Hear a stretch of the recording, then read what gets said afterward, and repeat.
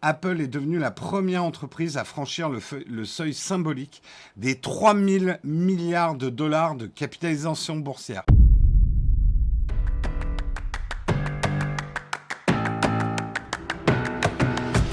On va commencer à parler d'Apple et de la réussite presque indécente d'Apple. Je vois que quelqu'un me demande dans la chatroom, est-ce que la valorisation de certaines compagnies pétrolières, en comptant l'inflation dans les années 80-90, ne dépasse... Non, non, non. C'est, en tout cas, de ce que j'ai lu, en capitalisation boursière, il n'y a jamais eu d'entreprise qui avait une aussi grosse valeur en capitalisation boursière dans l'histoire de la bourse, depuis que la bourse existe. Après, peut-être que quelqu'un me dira, mais si, ExxonMobil à une époque, mais a priori non. A priori, non, c'est vraiment la capitalisation la plus forte qu'on ait jamais connue. 2022 démarre de manière spectaculaire pour Apple. Dès la première séance de l'année à Wall Street, Apple est devenue la première entreprise à franchir le seuil symbolique des 3000 milliards de dollars de capitalisation boursière. Alors, qu'est-ce que la capitalisation boursière? Ce n'est pas la valeur d'une entreprise, genre si Tim Cook décidait de vendre tout Apple, ça vaudrait très exactement 3000 milliards. Dans la capitalisation boursière, il y a aussi une part de ce que ça vaudrait, en fait. Euh, J'essaie de vous la faire simple pour pas rentrer dans un cours économique, mais globalement, la capitalisation boursière est le reflet le plus pur possible de l'offre et la demande. Combien de personnes voudraient une action Apple et de ce que vaudraient ces actions Apple, en fait? C'est ça. C'est pas forcément la valeur de l'entreprise au moment T, parce qu'il y a une part de spéculation, effectivement, dans la capitalisation boursière. C'est ce que ça vaudrait, en fait. Alors peut-être certains économistes sont en train de cracher leur café en disant mais il dit n'importe quoi. Je vous invite à me le dire dans la chatroom. Hein. Si ça vous fait plaisir, je ne fais que lire des articles avec mes maigres connaissances. En tout cas, 300 000 milliards de dollars, juste pour que vous réalisiez un petit peu. Vous connaissez le CAC 40 en France. C'est la capitalisation boursière des 40 plus grosses entreprises françaises.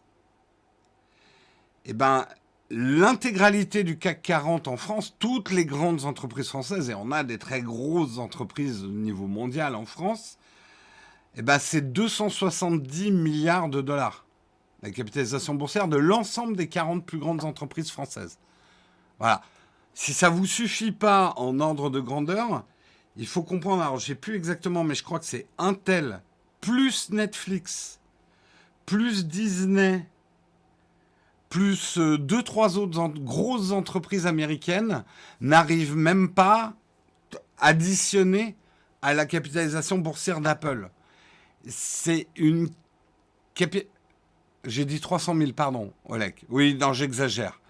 C'est 3 000 milliards, pas 300 000 milliards, parce que là, non, non, non, quand même. 3 000 milliards, restons modestes. Donc, je ne sais pas si vous réalisez le poids d'Apple aujourd'hui, en fait, en termes de capitalisation boursière, encore une fois. Hein. Déjà, rien que le fait que ça soit plus que Disney, pour certains, ouais, mais attends, ils vendent que des iPhones, quoi. Que ça soit plus que Disney, plus Netflix, plus Intel, waouh, c'est quand même... c'est quand même assez énorme. Et en fait, il n'y a pas si longtemps, et déjà on avait fait un article dessus en 2018, le cap des 1000 milliards de dollars a été dépassé en 2018. Donc ça veut dire qu'ils ont triplé leur capitalisation boursière depuis 2018. Le géant américain a vu sa croissance boursière s'accélérer considérablement pendant la pandémie du Covid-19. Est-ce que ça serait pas eux qui... Non.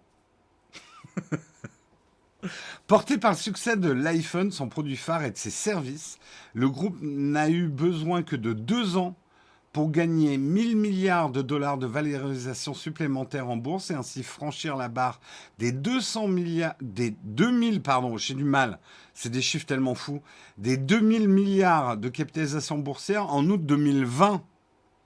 16 mois plus tard, voilà déjà Apple en train de franchir un nouveau cap historique à 3000 milliards de dollars. Ah oui, pardon, le CAC 40, c'est 2700 milliards. Oui, oui, oui. L'ensemble du CAC 40, c'est 2700 milliards, pas 270 milliards. Je fais plein d'erreurs ce matin dans mes chiffres. Pas bien réveillé. Le PIB de la France, c'est 2600 milliards, pas plus. Je pensais que c'était plus le PIB de la France. Mais je sais plus. C'est difficile à imaginer ce que ça peut représenter. Non, non, mais c'est plus gros que des rassemblements des plus grosses entreprises au monde, quoi. C'est, c'est dingue, en fait. C'est assez dingue. Microsoft, le rival le plus proche que d'Apple à Wall Street, ne pèse que 2500 milliards de dollars, ce qui est déjà énorme, hein. Et Google, lui, est à 1920 milliards de dollars. Amazon est à 1730 milliards de dollars. Facebook, 940 milliards de dollars. Donc, très loin derrière.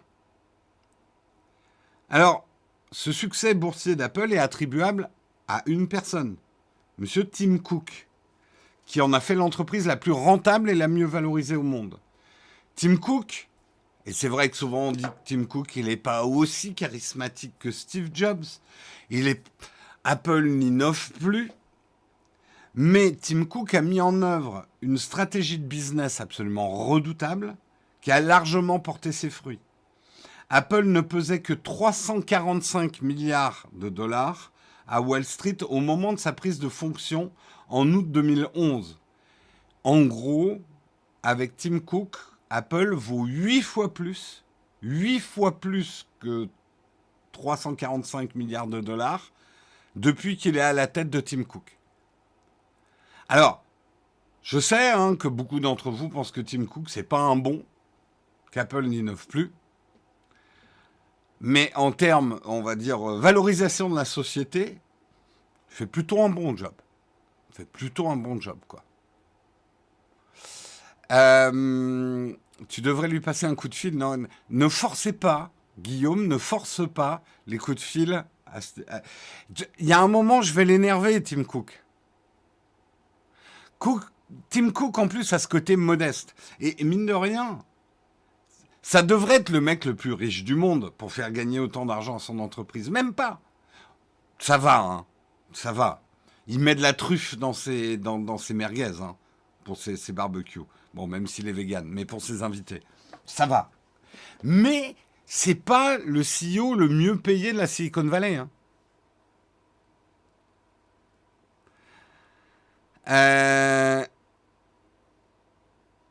Ça vaut bien un barbecue. C'est vrai que il pourrait sortir le cubi de rosé là, hein, Tim Cook. Hein. Oui, remarque, la truffe c'est vegan, mais la merguez pas vraiment. Et je crois effectivement qu'il est vegan, Tim Cook. Ça n'a pas l'air d'être un mec qui mange beaucoup de chipots et de merguez.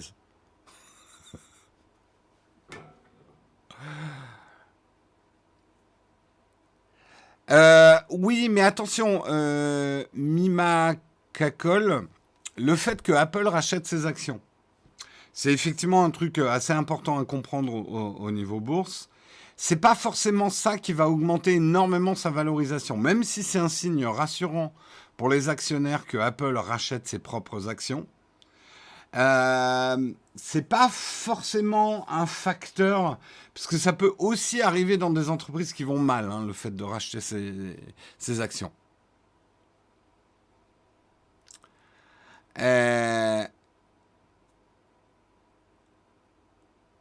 Ah oui, Samsung à côté, c'est...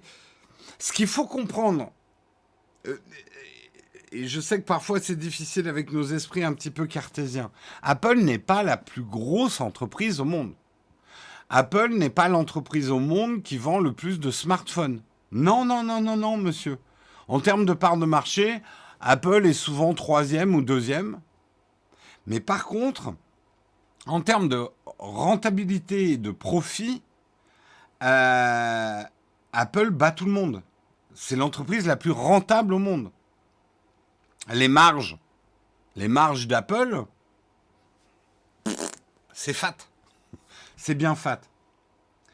Justement, la stratégie de Tim Cook, parlons-en un petit peu. Alors, il a optimisé le potentiel de l'iPhone, qui représente encore la moitié des revenus du groupe, ce qui est, pour moi, encore un signe inquiétant. Mais bon, ça c'est encore autre chose. Entre octobre 2020 et septembre 2021, le smartphone d'Apple a généré un chiffre d'affaires ahurissant de 192 milliards de dollars. Le patron Tim Cook a également engagé une stratégie de diversification, et c'est ça le plus important, pour transformer le groupe en entreprise de services. Ces derniers qui regroupent Apple TV+, un service de streaming vidéo destiné à contrer Netflix, Apple News+, un kiosque de presse en ligne, Apple Arcade, un service de jeux vidéo, ou encore iCloud, un service de stockage de données, constituent désormais près de 20% des revenus du géant américain, 68 milliards de dollars. Ces fameux services dont on vous parle souvent en vous disant que Apple ne cherche plus à vous vendre un nouvel iPhone tous les 2 ans, mais cherche à vous vendre de plus en plus de services. C'est la vraie stratégie de Tim Cook et elle est vraiment payante. Aujourd'hui, 20% des revenus, rien que pour des services, il a réussi son virage. Et du coup, Apple est moins dépendant des ventes matérielles de l'iPhone. Pas encore assez. Il faut que Apple les M1 ont fait que Apple vend de plus en plus d'ordinateurs. L'iPad commence à très bien se vendre. Les AirPods sont des succès. Il y a tout un tas d'objets Apple comme ça qui se vendent maintenant très bien. L'iPhone continue à être le produit le plus vendu, hein, ça c'est clair.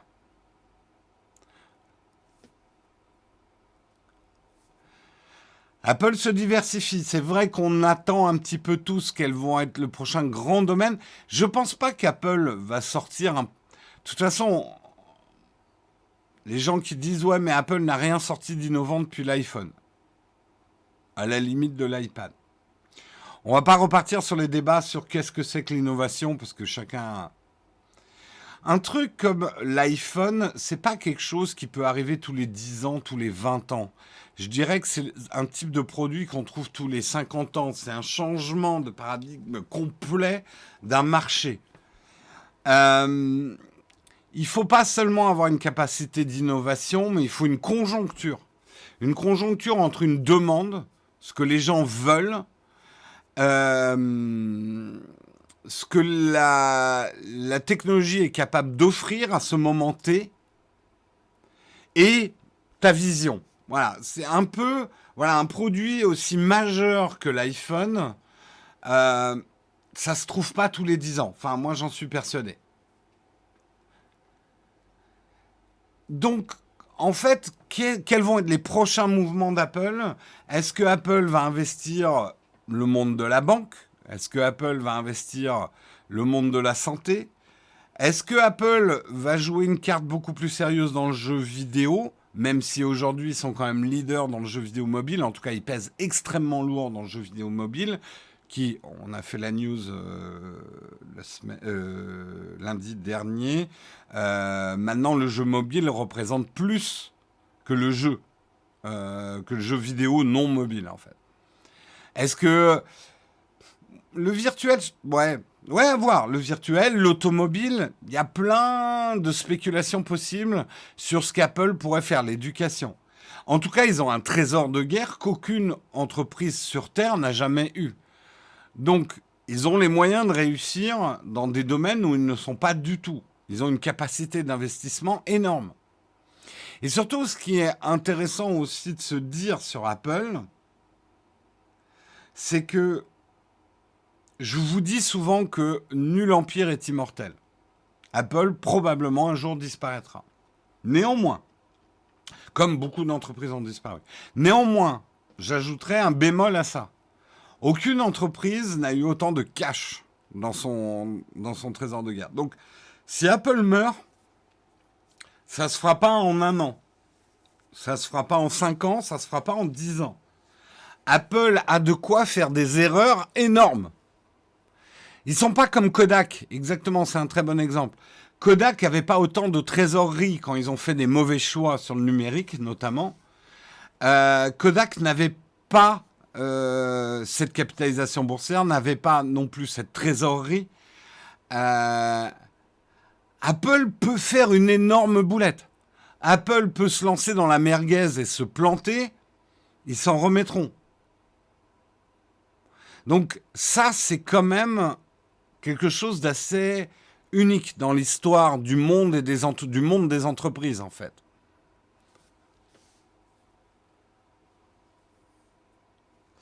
Alors, bien sûr que les AirPods, Apple Watch ont été des révolutions, de l'innovation. On va partir sur de la sémantique. Oui, mais en termes de chiffre d'affaires pur, l'Apple Watch et les AirPods ne représentent pas les chiffres d'un iPhone. Et dans l'impact que ça a eu dans la vie des gens, c'est ça que je veux surtout dire. L'iPhone, et je sais, l'iPhone n'est pas le premier smartphone, mais l'iPhone a eu un impact quand même sur nos vies, même ceux qui utilisent un Android, oui, désolé de vous le dire, mais l'iPhone a vraiment changé le marché. Vraiment.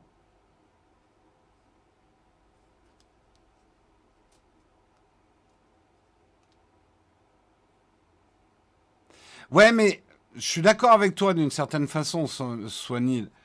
Bien sûr, un scandale à la bourse peut faire très mal à Apple, Apple peut aller très mal, etc.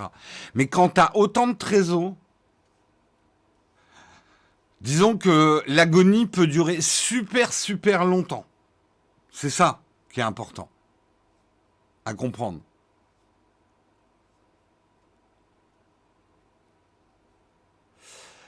Subitement, on n'arrive pas à ces résultats en faisant d'énormes conneries subitement comme ça. On peut rater un virage, hein. Le monde des entreprises est rempli d'entreprises qui ont raté un virage. Un virage majeur.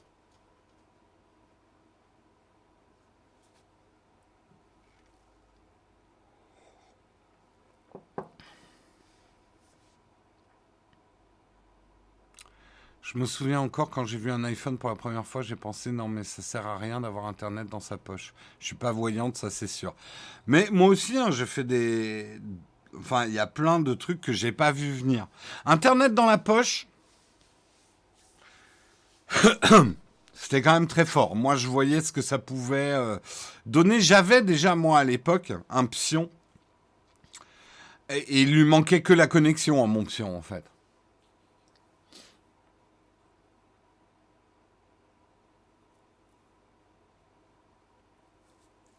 Non, mais bien sûr, mais Argonaut, pour dépenser 200 milliards, par exemple, pour dépenser 200 milliards de trésors, faut en acheter des choses, hein, d'un coup. Attention, vous ne comprenez pas ce que je veux dire. J'ai pas dit qu'Apple ne pouvait pas chuter. J'ai juste dit qu'avec autant de trésors et une capitalisation comme ça, Apple mettra du temps à mourir même en faisant une grosse erreur. C'est ça que je veux dire.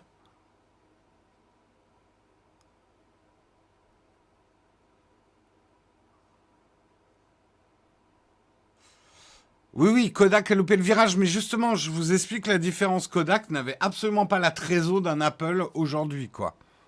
Ils n'ont pas pu se remettre de leur erreur. Et en plus, ils n'ont pas raté qu'un seul virage, hein. Kodak a quand même accumulé. Mais c'est intéressant de regarder les documentaires sur Kodak parce que quelque part, tu comprends que c'était presque inévitable que Kodak se plante.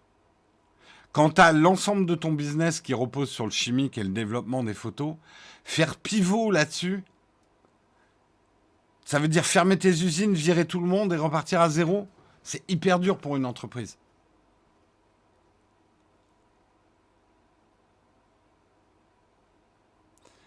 Mais encore une fois, retenez ce que j'ai dit. Apple ne sera pas immortel. Apple Peut-être qu'Apple existera dans 100 ans. Il y a des entreprises centenaires. Ça existe. Millénaires, pas beaucoup. Voilà. Nul empire n'est immortel.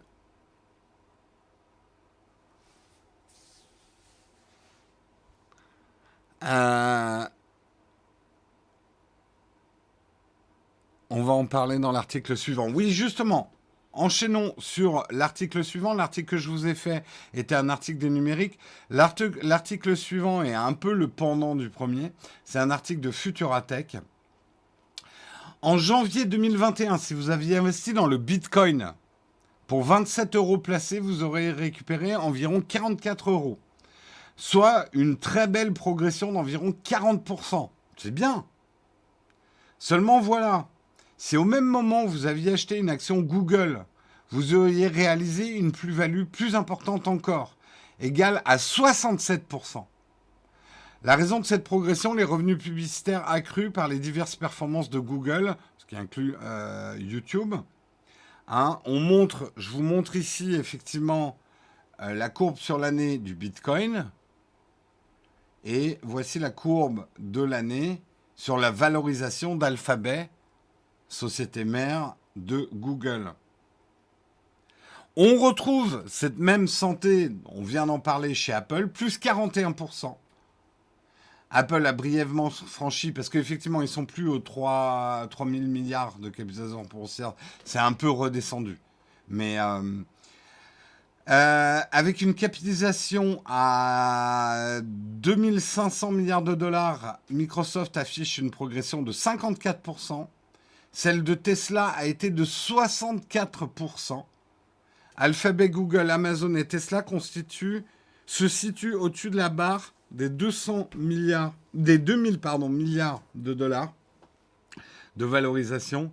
Il reste qu'ils éclipsent tous le Bitcoin, dont la capitalisation boursière s'élève à 861 milliards de dollars. De façon générale, les valeurs cotées sur le Nasdaq, c'est le recensement des valeurs technologiques à la bourse de New York, ont fait preuve d'une santé éclatante, plus 21% l'ensemble du Nasdaq en moyenne sur l'année. Parmi les champions du lot en matière de progression figure également le fabricant de cartes graphiques Nvidia, plus 125%. Alors, est-ce que c'est complètement vrai ce que je dis? Oui et non. En fait, le Bitcoin a eu des décrues, notamment une grosse décrue en décembre. Donc là, on est juste en train de parler de l'année 2021. J'ai pas les chiffres, mais par exemple, je pense que sur l'année 2020, vous auriez mieux fait d'investir dans le Bitcoin que sur les actions. En fait, pour moi, ça montre une chose. Les actions en bourse qui peuvent paraître ringardes à toute une nouvelle génération par rapport à des bitcoins, à de l'Ethereum, à des NFT, à toutes ces nouvelles choses, n'ont pas dit leur dernier mot. On vous traitera toujours un petit peu de ringard, on va dire dans les cercles spéculatifs, si vous achetez de l'action à papa, des actions d'entreprise. Néanmoins, il y a encore des très beaux coups à faire avec les actions. Et ça montre aussi justement que le Bitcoin, les crypto-monnaies, toutes ces valeurs-là peuvent, et on a vu, c'est des valorisations incroyables, mais aussi ont des décrues qui sont beaucoup plus grandes. Parce que, c'est ce que j'essaie de vous expliquer, et c'est pas du tout une critique du Bitcoin, de l'Ethereum, des crypto-monnaies, parce que je pense qu'il y a des choses très intéressantes dedans. Il y a des choses très dangereuses aussi, mais il y a des choses très intéressantes. Mais plus on se rapproche, crypto-monnaies, etc., NFT, etc., plus on se rapproche finalement d'une forme assez pure, mais abstraite, de l'offre et de la demande. Donc on s'approche d'une spéculation très pure. Et la spéculation, allez revoir la définition de la spéculation dans Wikipédia.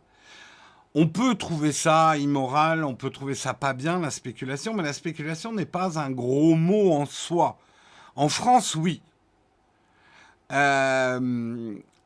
Mais la spéculation n'est pas un acte interdit. C'est pas illégal de spéculer. Est-ce que c'est moral, pas moral? C'est un autre débat. Mais souvent, j'entends en France, on emploie le mot spéculation pour désigner quelque chose de mauvais. C'est le mal. Pff, tu spécules. Méchant. On a le droit de... Après, je me moque un peu en faisant ça, mais on a le droit de le penser. Mais après, ça devient une idéologie, en fait. Euh,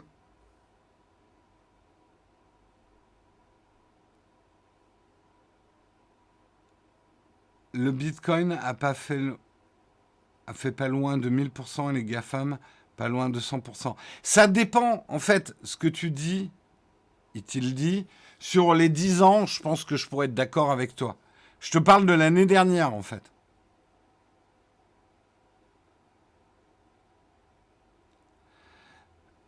Euh,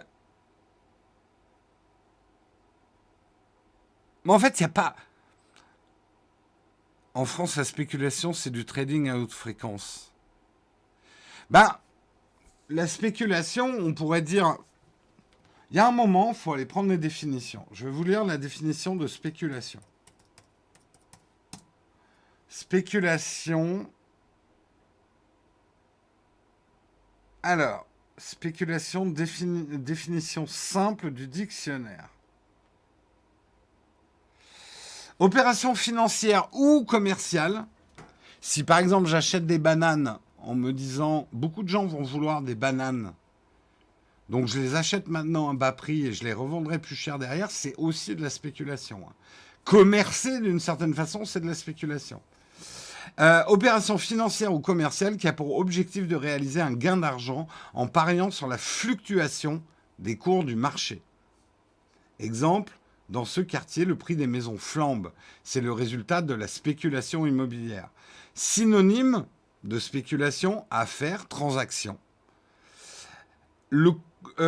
Étymologie du latin speculatio, dérivé du specula, qui signifie tour d'observation ou mirador, lui-même provenant de spécio, qui désigne le fait de regarder. Donc, c'est intéressant l'étymologie. L'étymologie du mot spéculation, c'est simplement regarder. Regarder comment ça se passe. Et voilà, là, je vous ai parlé de la définition. Mais je pense que vous allez être d'accord avec moi quand même. Quand on emploie spéculation en France, c'est toujours une connotation négative. Alors, mais je comprends d'où ça vient. En France, il y a le fait qu'un produit ne devrait être le reflet que de la masse de travail qui a permis de produire ce produit. C'est une certaine vision de l'économie qui est très peu partagée maintenant dans le monde, même dans des pays qui sont encore communistes ou ce genre de choses, de lier la valeur d'un produit uniquement à la masse de travail permettant de produire ce produit. Mais je vois cette illusion toutes les années avec les gens qui sont là. Mais je comprends pas, l'iPhone ne coûte que 300$ à produire et Apple le vend 800$. En fait, la valeur d'un produit est beaucoup plus complexe que la masse de travail ou la masse de produits destinés à le concevoir. Ça va être basé sur l'offre et la demande, toujours les prix des choses. Donc, en fait, c'est pour ça que j'aime bien prendre des analogies plus terre à terre. Vous, spéculation, vous avez toujours la vision, enfin certains d'entre vous, la vision d'un sale mec à la bourse avec sa cravate, son cigare et qui spécule sur des pauvres gens qui vont tout perdre. C'est le film Wall Street des années 90, etc. Ce qui est vrai, ça existe, hein, ça existe cette spéculation-là. Mais la spéculation au sens large, c'est aussi, par exemple, je sais pas, je prends un exemple, un agriculteur malin qui va se dire l'année prochaine, je mise tout sur la poire. Les poires, la demande a légèrement augmenté cette année et je le sens je le sens. La poire va être très demandée sur les marchés. Donc, je remplace une partie de mon champ par de la poire. Je produis plus de poire que de pommes, par exemple, parce que je pense que la poire, elle va cartonner cette année. Il y a 2-3 influenceurs qui ont dit que la poire, c'était mieux que les pommes. Ça va le faire. Donc, le mec va acheter de la poire ou produire de la poire quand elle vaut pas encore trop cher pour la revendre à un meilleur prix et augmenter sa marge. C'est de la spéculation.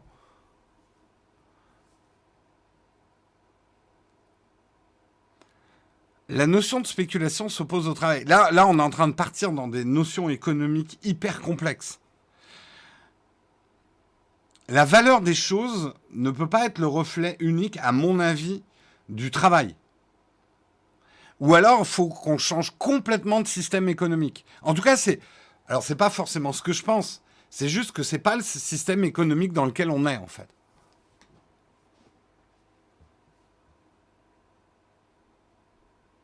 Les fruits n'ont plus de goût, on ferait mieux d'investir dans la bonne terre. Je vous donne un autre exemple qui va peut-être parler plus à votre culture pop. En ce moment, par exemple, si vous ne le savez pas, investir dans des Lego n'est pas une mauvaise idée. Les Lego, les boîtes de Lego qu'on n'ouvre pas, hein, je vous dis pas de monter des Lego, mais acheter des boîtes Lego, notamment tout ce qui est un peu collector et tout ça, Lego changeant ses gammes généralement tous les 3 ans, investir dans des boîtes de Lego, la valeur de ces boîtes de Lego prend 12% par an. Vous allez spéculer sur le Lego. Et ça n'a rien à voir avec le travail qui a été demandé pour produire les Lego.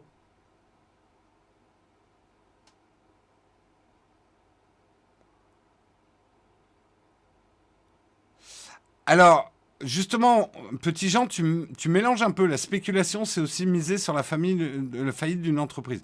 Une partie de la spéculation, ce qu'on appelle le shortage, shorter, c'est effectivement jouer sur les baisses des entreprises. Mais ce n'est qu'une partie de la spéculation.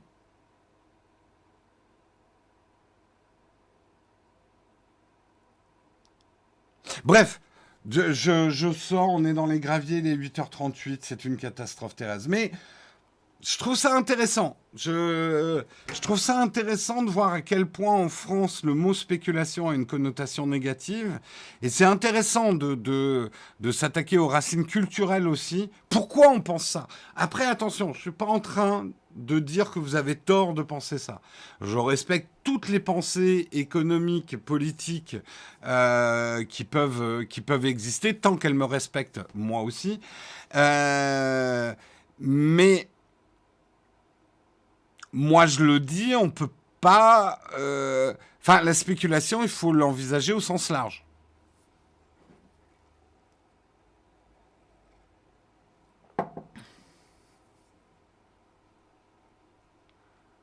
Mais alors, j'en reviens, je sais, je ne veux pas me faire que des amis. Mais quand vous achetez votre appart, quand vous achetez votre maison, désolé de vous le dire, mais vous faites de la spéculation. Le prix de votre maison, le prix de votre appartement ne représente pas la masse de travail des maçons, des charpentiers, des gens qui l'ont construit. Ça ne représente pas le prix du béton qui a été nécessaire pour produire votre maison. Votre maison, votre appartement repose sur l'offre et la demande du lopin de terre, enfin de l'endroit où vous l'avez acheté. Vous le savez, si vous achetez mal votre appartement ou votre maison, même si elle est très bien construite, mais elle est placée dans un endroit complètement pourri, personne ne voudra l'acheter et la valeur de votre maison va dégringoler. Donc, oui, acheter. La spéculation n'est pas que acheter du vent, comme vous le pensez. Acheter un bien immobilier, c'est de la spéculation.